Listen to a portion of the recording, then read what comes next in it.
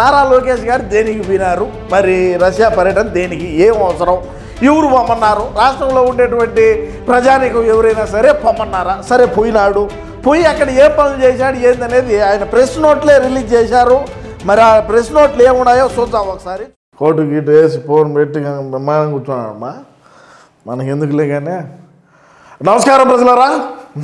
మన అన్న మరి బయట దేశాలకు ఎన్నోసార్లు పర్యటన చేసినా కూడా మరి నారా లోకేష్ గారి మాదిరి అంటే మన అన్న మాట్లాడినట్టు ఇంగ్లీష్ మాట్లాడలేడు, అది వేరే విషయము.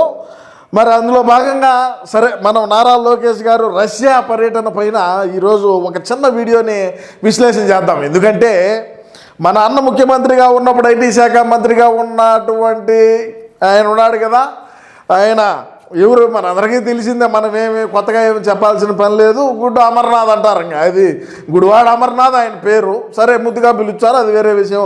చలి ఎండ వరపు ఎందుకు అగసాట్లు పడాలా అని అంట, అది నిజమే. ఎందుకంటే మన ఆంధ్ర రాష్ట్రంలో లేని సంపద ఎక్కడ ఉన్నది, మనం ఇక్కడ సంపాదించలేనిది ఏమున్నది, మనం ఎన్నైనా పరిశ్రమలు పెట్టి ఇక్కడ సంపాదించుకోవచ్చు. మరి పరిశ్రమలు కావచ్చు, అది లిక్కర్ మార్గంలో కావచ్చు, గంజాయి మార్గంలో కావచ్చు, అక్రమ ఇసుక రవాణా కావచ్చు, అక్రమ మైనింగ్ కావచ్చు, అక్రమ ఎర్రచందన రవాణా కూడా కావచ్చు. మన రాష్ట్రంలో లేని సరుకు, మన రాష్ట్రంలో లేని సంపద మరి రష్యాలో ఎటొచ్చింది అనేది మన పార్టీకి సంబంధించినటువంటి వ్యక్తుల యొక్క అభిప్రాయం. మరి అదేవిధంగా చూసుకుంటే నారా లోకేష్ గారు దేనికి పోయినారు, మరి రష్యా పర్యటన దేనికి, ఏం అవసరం, ఎవరు పొమ్మన్నారు, రాష్ట్రంలో ఉండేటువంటి ప్రజానికం ఎవరైనా సరే పొమ్మన్నారా, సరే పోయినాడు, పోయి అక్కడ ఏ పనులు చేశాడు ఏందనేది ఆయన ప్రెస్ నోట్లే రిలీజ్ చేశారు. మరి ఆ ప్రెస్ నోట్లు ఏమున్నాయో చూద్దాం ఒకసారి, చూసిన తర్వాత మనం చర్చిద్దాం. మన అన్న ఫోటో కూడా వేసుకుందాం, బాగుంటుంది. ఎందుకంటే అప్పట్లో చూద్దాం ఏమున్నది. శ్రీ సిటీలో రైళ్లు విడిభాగాల అసెంబ్లీకు ప్లాంట్ ఏర్పాటు చేయండి, లోకోమోటివ్ బోగి తయారీ కేంద్రం ఏర్పాటుకు సహకరించండి అంటే ఈ పెద్ద పెద్ద ఎగిరి ఈ మాటలు పలకాలన్నా కూడా మన కొద్దిగా ఇదిగానే ఫీల్ అవుతాడు. అందుకే మనం వీడియో చేస్తున్నాం, ఇదన్నా చూసి ఎందుకు పోయినాడు అనేది తెలుసుకుంటారని. నాకు కూడా రాలేదా, ట్రాన్స్మాస్ హోల్డింగ్ ప్రతినిధులతో మంత్రి లోకేష్ సమావేశం. ఓకే, ఏంది ట్రాన్స్మాన్స్ ఏంది ఈ కథ, ఇదంతా పెద్ద పెద్ద మాటలకి మనం చదివేదానికి ఇబ్బంది పడుతున్నామే. ఏపీలో సేఫ్ స్మార్ట్ సిటీ నిర్వహణ కోసం ఉమ్మడి వర్కింగ్ గ్రూపు ఏర్పాటు, Saint Petersburg government regional foreign affairs విభాగం చీఫ్ ఎక్స్పర్ట్ పోలుఖీనాతో మంత్రి లోకేష్ భేటీ. ఇవన్నీ ఎప్పుడు చదవాలి మా అన్న, ఇవన్నీ చదివేదా, ఇవన్నీ కనీసం ఇవన్నీ మాట్లాడాలన్నా కూడా ఎంత ఇబ్బందిగా ఉన్నది. మనకు ఆ నుంచి అమ్మహా వరకు వచ్చిన మనకే ఇబ్బందిగా ఉంటే ఇంకా ఫస్ట్ క్లాస్ స్టూడెంట్కి ఎంత ఇబ్బందిగా ఉంటుందో చదివేదానికి ఒకసారి ఆలోచన చేయాల్సినటువంటి బాధ్యత మన మీద ఉన్నది ప్రజలారా. అదేవిధంగా ఏపీలో స్మాల్ మాడ్యులర్ రియాక్టర్లు ఏర్పాటు చేయండి, ఇండస్ట్రియల్ పార్కులో డిసాలినేషన్ ప్లాంట్ పెట్టండి, రోసాటాం ప్రతినిధులతో భేటీలో ఏపీ మంత్రి నారా లోకేష్ ప్రతిపాదనలు. అసలు ఏంది, ఎవరికి అక్కరా, ఇవన్నీ ఎవడు పెట్టమన్నాడు, ఏం అవసరము. అదేవిధంగా ఇంకొకటి ఆర్కిటిక్ జల రవాణా మార్గంలో ఎన్నో ప్రయోజనాలు, ఇంధనం ఖర్చులు తగ్గి ఆదా పెరుగుతోంది, ఆసియా ఐరోపాల మధ్య దూరం 40% తగ్గుతుంది, ఈ మార్గం ద్వారా ఎరువుల రవాణా ఏపీకి ప్రయోజనకరం. ఏంది సెయింట్ పీటర్స్బర్గ్లో గ్లోబల్ లాజిస్టిక్స్ పై సదస్సులో మంత్రి నారా లోకేష్. ఒరే ఏమన్నా మనకు అయ్యే పనిలా కాదు, ఈ అవసరమా ఇవన్నీ, ఇప్పుడు ఇవన్నీ అవసరమా అంటాలే. ఒకసారి మన అన్న ఫోటో కూడా వేసుకుందాం మనం, ఎందుకంటే మనోడు చాలా ఇదిగా ఉంటాడు.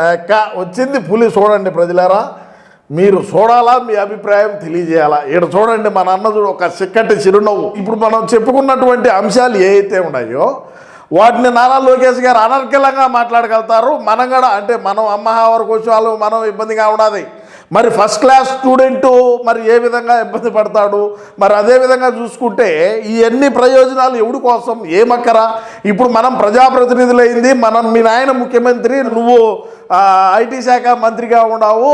మరి అదేవిధంగా నువ్వు కూడా రేపు మాపు ముఖ్యమంత్రి అవుతావని బయట వార్తలు వస్తూ ఉన్నాయి, వేరే విషయం.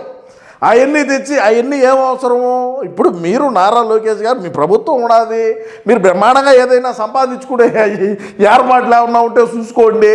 ఇప్పుడు మా వాడు చూడండి, ఈ నవ్వు, ఆ పేస్ కట్టు, ఆ అందము, మెడలో ఒక ఐడి కార్డు వేసాడు, బతికి అడిగిపోయినా చేతులు ఇట్టు అనుకునేదే ఇద్దో అదే అదే చూడండి ఏ విధంగా ఉన్నాడో. ఈ అందం చూసారా? అధికారంలో ఉన్నప్పుడు మేము బయట అప్పుడు చలైనా మంచైనా చలికి తట్టుకొని ఎముకలు ఉరికే సరిగి చలిలో కూడా మద్యం ఏ విధంగా కల్తీ తయారు చేయాలని నేర్చుకొని వచ్చి ఈయన తయారు చేశాడు అప్పట్లో మా దొర అట్టున్నాడు. మరి ఈయన ఎందుకు నారా లోకేష్ గారు అక్కడికి పోయి ఆ మార్గాలు దాండి, ఆ రైలుకి ఏంది తయారు చేసేయండి, శ్రీ సిటీలో పెట్టండి? ఎవడికి అక్కరా? ఏం అవసరమో? మద్యం అమ్ముకో, కల్తీగా తయారు చేసి స్పిరిట్ తెచ్చి బాటలు తెచ్చి మూతలు కొట్టి మద్యం అమ్మితే ఎంత లెక్క? ఇప్పుడు మా అన్న అంటే మన దగ్గర అప్పుడు అక్రమంగా ఎడ చేసావునా చెప్పు, ఎందుకు నవ్వుతావు చెప్పు. అక్రమంగా ఎర్రచంద్రం అక్రమంగా దేశాలు దాటించినాం, ఎన్ని కోట్లు వచ్చాయి? అక్రమంగా మైనింగ్ చేసాం, దేశాలు దాటించినాం, ఎన్ని కోట్లు వచ్చాయి? అక్రమంగా ఇసుక తోలాం, ఇసుకంటే అది కూడా రాష్ట్ర వ్యాప్తంగా కోట్ల వ్యాపారమే, మరి సంపాదించాడు. భారతదేశంలో ఎక్కడైనా సరే గంజాయి పట్టుకుంటే ఆర్డర్ ఏదంటే వైజాగ్ని కేంద్రంగా చేసి అక్కడ 100 ఎకరాల్లో గంజాయిని సాగు చేసి ఆదాయం సంపాదించాము. మరి ఆ విధంగా ఆదాయం సంపాదాలా? ఆ విధంగా ఆదాయాన్ని మన రాష్ట్రంలో లేని సరుకు ఎక్కడా కూడా లేదు. నారా లోకేష్ గారు మీరు ఎందుకో బయట దేశాలకు పోయి అక్కడ ఉండేటువంటి ప్రజాప్రతినిధులతో మాట్లాడడం, అక్కడ మీరు అవగాహన సదస్సుల్లో పాల్గొనడం, మరి మీరు మా రాష్ట్రానికి రావాలనడం, వాళ్ళనందరినీ స్వాగతించడం ఏం అవసరం?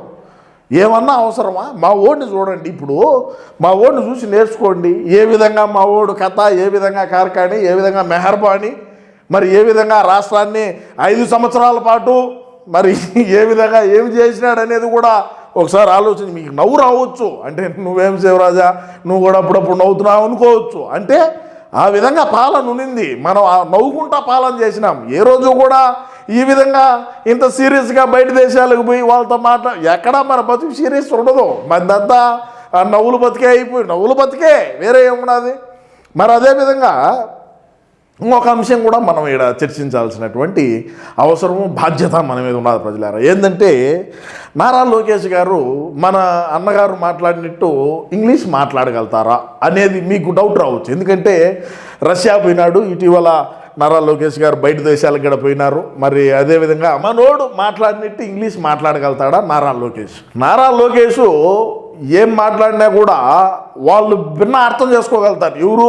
ఎవరైతే అక్కడ ఉండేటువంటి బయట దేశాల్లో ఇన్వెస్టర్లు కావచ్చు, ప్రజాప్రతినిధులు కావచ్చు, లేదన్నట్టుగా ఉంటే మీరు మా రాష్ట్రానికి రండి, మేము స్వాగతించినాం, మేము ఆహ్వానించినామని ఈయన చెప్పడం కావచ్చు, అది బ్రహ్మాండంగా వాళ్ళకి అర్థమైపోతారు. అంటే ఇక్కడ ఎవరి గొప్పతనం ఏందనేది మీ అభిప్రాయాన్ని తెలియజేయండి. మరి మనోడు వాళ్ళు 1,00,000 క్వశ్చన్లు అయినాయి, వాళ్ళు 1,00,000 మంది రాని 1,00,000 క్వశ్చన్లు అయినాయి. సకల ముక్కలు వేసుకొని కాళ్ళ మీద కాలు వేసుకొని ఆడ కూర్చొని అదే సూట్ వేసుకొని ఆడే కూర్చొని ఒకటే సమాధానం చెప్పేస్తాడు. ఇట్స్ వెరీ లెంతీ క్వశ్చన్ అంటాడు. అన్నప్పుడు దాంట్లో వాడు సమాధానం వెతుక్కోవాలంటే కొన్ని సంవత్సరాలు పడుతుంది. ఒక ముఖ్యమంత్రిగా ఉన్నాడు, మరి ఆయన భారతదేశంలో ఒక రాష్ట్రానికి ముఖ్యమంత్రి, ఆ రాష్ట్రం నుంచి మన దేశానికి వచ్చినాడు. మరి ఇంతటి క్వశ్చన్ మనం అడిగితే ఒక దాంట్లో ఒక్క మాటతోనే 1-2 సెకండ్లోనే మరి ముగిచ్చేశాడే. మరి ఇటువంటి శక్తి సామర్థ్యం కలిగినటువంటి నాయకుడు మరి ఈ ఎండలు కాసే భూమండలంలో ఎక్కడైనా దొరుకుతాడా అని వాళ్ళు కూడా అనుకుంటారు. మరి నారా లోకేష్ వాళ్ళు అడిగిన దానికి టప ఎవడికి అవసరం? ఆ మాదిరి సమాధానం చెప్తే మా చెప్పినాడులే, మేము అడిగిన దానికి చెప్పినాడు అంటారు. అదే మా అన్న అయితే దీని గురించి చర్చలు జరుగుతాయి, డిబేట్లు జరుగుతాయి, వాదోపవాదనలు ఉంటాయి. ఆ విధంగా మనోడి కథ, మనోడి మెహర్బానీ ఉంటుంది. అందులోనూ ఇప్పుడు ఈయన బయట దేశాలకు పోవడం, దాన్ని వాళ్ళందరినీ వీడికి రావడం, పెట్టుబడులు ఆహ్వానం, మీరు రాండి అంటాము, మళ్ళా చదువుకున్నటువంటి వాళ్ళందరికీ కూడా జాబులు ఇవ్వటం. మరి ఎందుకు ఈ విధంగా రాష్ట్రాన్ని చేస్తున్నారు, మరి ఏమి వాళ్ళ ఉద్దేశం ఉండదో, వాళ్ళ ఇంటెన్షన్ ఏముండదో ఏందనేది కూడా అర్థం కానటువంటి పరిస్థితి. అంటే ఏదైతే ఇవన్నీ చూసినప్పుడు అన్న కూడా మనం కూడా ఈ విధంగా కూర్చొని ఉంటే ఒక పోజు ఒక స్టిల్లో ఇచ్చుని ఉంటే బాగుండు. మన దగ్గర ఉండే తపేల బ్యాచ్ ఈ కెమెరామెన్లు అందరూ ఇట్లాంటి హౌలే ఫోటోలన్నీ తీసి అప్పుడేదో పోస్ట్ చేసినారు తప్ప ఒక రోజన్నా నేను కూడా చేతులు ఈ మాదిరి తీసేసి ఫోన్ పట్టుకోను, లేదంటే ఇదో నారా లోకేష్ కూర్చోండి ఇటు కూర్చోంటే బాగుండని మనోడు ఆలోచన కూడా ఉంటుంది. ఇప్పట్లో చూడు బా పులే ఒక సిక్కటి చిరునవ్వు ఆడికి పోయి చల్లి అయినప్పటికీ బాగానే సబ్బేసుకొని మొహం అడిగినట్టే ఉన్నాడు. చల్లో కూడా మరి అటువంటి గట్టి నిర్ణయం తీసుకోవాలంటే ధైర్యం ఉండాలనే చెప్పుకోవాలి ప్రజలారా. ఎందుకంటే అదేం ఆశామాష చలి కాదు, ఎముకలు కొరికే చలి. ఆ చలిలో స్నానం చేయాలన్నా మరి ఆ స్నానం చేసి మరి కోట్ వేసుకోవాలన్నా కూడా ఒక ధైర్యం అనేది ఉండాలి. సరే ఏది ఏమైనప్పటికీ కూడా రాష్ట్రాన్ని వీళ్ళు ముందుకు తీసుకొని పోతూ ఉన్నారు.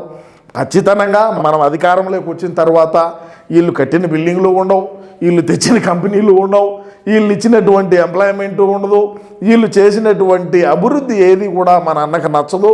ఖచ్చితంగా మనం రాబోయే రోజుల్లో వాటినన్నింటినీ కూడా ఒక ప్లాన్ వేసి ఒక ప్రణాళికను సిద్ధం చేసి మనోడు ముందుకు పోతాడని కూడా నేను ఈ సందర్భంగా తెలియజేసుకుంటూ, ఎందుకంటే గతంలో ప్రజావేదికని కూల్చివేతతో ప్రారంభమైనటువంటి మన పాలన మరి అదే విధంగానే ఉంటుంది, అదే విధంగానే కొనసాగుతుంది. ఎక్కడా కూడా మార్పులు ఉండవు, ఈ జన్మకు మారేది కూడా ఉండదని నేను ఈ సందర్భంగా తెలియజేసుకుంటూ, ఏది ఏమైనప్పటికీ నారా లోకేష్ గారు రష్యా పర్యటన బాగుండిందా, మన జగనన్న అధికారంలో ఉన్నప్పుడు చేసినటువంటి పర్యటనలు ఇంకొకటి ఇంకొకటి ఏంటంటే కాశీవరాజా మీ వాళ్ళు అన్నను పోతాడు కదా బా అని మీరు అనొచ్చు. అన్నీ చెప్తాడు వాళ్ళ అన్న గురించి గొప్పగా చెప్పుకుంటున్నాడు. మరి లండన్కు పోయింది అది చెప్పవే అని మీరు అనుకోవచ్చు, మీరు అనుకుంటారు, నాకు తెలుసు. ఎందుకు చెప్పకూడదంటే అది పర్సనల్ ఇష్యూ. అవన్నీ ఆడ చెప్తాం పోయి బయటికి, అవన్నీ మేము ఆడికి పోయినాము, ఇన్ని గంటల సేపు మేము ఆడ ట్రీట్మెంట్ తీసుకున్నాము, మళ్ళా మాత్రలు మార్చి రాయించారు, అయినా కూడా అదే కూడా అని చెప్పినాము, మళ్ళా డోసు ఇవన్నీ చెప్తాం. మీకు అవసరం అయినా అది లండన్కు పోయింది పర్సనల్ ఇష్యూ, అది పర్సనల్ మ్యాటరే, అది ఇట్స్ వెరీ పర్సనల్ మ్యాటర్ అది. సరే ఏది ఏమైనప్పటికీ రాష్ట్ర ప్రజలారా, మన జగనన్న ముఖ్యమంత్రిగా ఉన్నప్పుడు మరి బయట దేశాలకు పోయి మరి ఇట్స్ వెరీ లెంతీ క్వశ్చన్ అని చెప్పి ఆహ్వానించినటువంటి పరిశ్రమలు మీకేమనిపిస్తున్నాయి? మరి నారా లోకేష్ గారు ఇప్పుడు అక్కడికి పోయి అనర్గళంగా మన రాష్ట్రానికి పెట్టుబడులను మరి అదేవిధంగా మన రాష్ట్రం గురించి, మన రాష్ట్రంలో ఉండేటువంటి వసతుల గురించి ఆ అవతలకు మరి వివరిస్తూ మీరు రాష్ట్రానికి రాండని పెట్టుబడులు ఆహ్వానించడం పైన మీ అమూల్యమైన అభిప్రాయాన్ని తప్పకుండా కామెంట్ రూపంలో తెలియజేయండి. నమస్కారం.